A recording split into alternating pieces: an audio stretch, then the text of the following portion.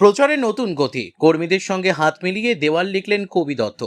আসন্ন বিধানসভা নির্বাচনকে সামনে রেখে প্রচারে জোর বাড়াতে শুরু করেছেন দুর্গাপুর পশ্চিম বিধানসভা কেন্দ্রের সদ্য ঘোষিত তৃণমূল প্রার্থী কবি দত্ত। বেনাচিতির 15 নম্বর ওয়ার্ডের ধুনারা প্লট তৃণমূল দলীয় কার্যালয়ে পৌঁছে নিজেই দেওয়াল লিখনে অংশ নেন তিনি। এদিন প্রার্থীর এই সরাসরি অংশগ্রহণে দলীয় কর্মী সমর্থকদের মধ্যে নতুন করে উদ্দীপনা দেখা যায়। শুধু দেওয়াল লিখনই নয়, উপস্থিত কর্মীদের সঙ্গে কথা বলে তাদের উৎসাহ যোগান কবি দত্ত। সংগঠনকে আরো শক্তিশালী করতে এবং ভোটের আগে একজোট হয়ে কাজ করার বার্তাও দেন তিনি।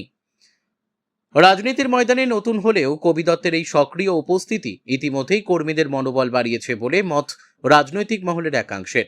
মাঠে নেমে কাজ করার এই মনোভাব আগামী দিনে প্রচারে আরো গতি আনবে বলেই মনে করছেন অনেকে। প্রচার শুরুর প্রথম দিকেই কর্মীদের সঙ্গে কাঁধে কাঁধ মিলিয়ে নামার মাধ্যমে কবি দত্ত স্পষ্ট বার্তা দিয়েছেন তিনি মাঠের লড়াইয়েই বিশ্বাসী। এখন দেখার এই উদ্যোগ ভোটের ফলাফলে কতটা প্রভাব ফেলে। দুর্গাপুর থেকে বিধানচন্দ্র গাঙ্গুলির রিপোর্ট, বিগ নিউজ বাংলা। এতদিন অরাজনৈতিক ভাবে ছিলেন, আবার রাজনীতিতে নামা, এই আসানসোল দুর্গাপুর উন্নয়ন পর্ষদের চেয়ারম্যানের অভিজ্ঞতা ভোটে কি করে কাজে লাগাবে, মানে কিভাবে কাজে লাগাবে? আমি কিছুই জানি না গো।